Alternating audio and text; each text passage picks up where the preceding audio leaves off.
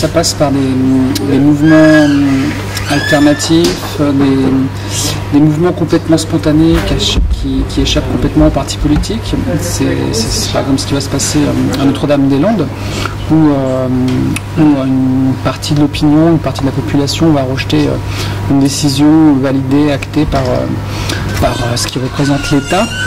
La contre-culture, c'est des gens qui veulent exister mais en marge, qui vont s'organiser pour être autonomes.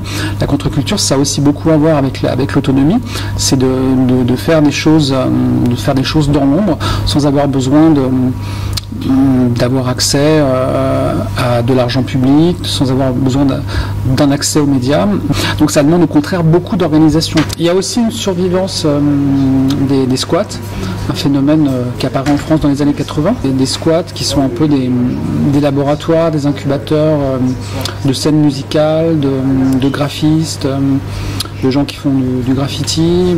Alors après, ça devient parfois difficile de parler de contre-culture, parce que c'est parfois des formes de culture parallèles, alternatives, qui sont complètement acceptées par une municipalité qui va au contraire même aller jusqu'à les favoriser. Donc est-ce qu'une contre-culture qui est favorisée par le pouvoir officiel reste une contre-culture? C'est là où ça devient difficile de nommer les choses.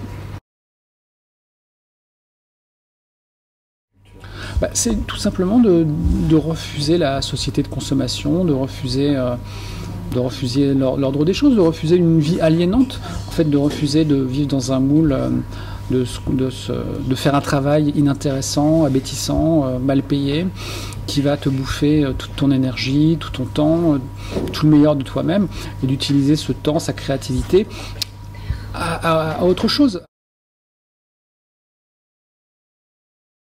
Pas rentrer dans le moule des critères artistiques, esthétiques, ne pas rentrer dans le moule économique, ne pas rentrer dans le moule du travail, même le moule politique dans les partis officiels tels qu'ils sont organisés.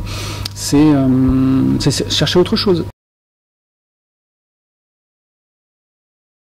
Peut-être un personnage comme José Bové, qui est jamais vraiment rentré dans un moule quel qu'il soit, qui est resté complètement indépendant.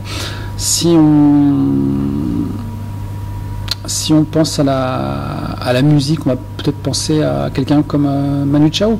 Quelque part, Jean-Luc Godard, il est toujours resté dans la contre-culture, c'est toujours resté quelque part un rebelle qui refuse les règles du cinéma, qui fait ses films avec de moins en moins d'argent. Quand il n'a pas d'argent, il tourne ses films directement en vidéo.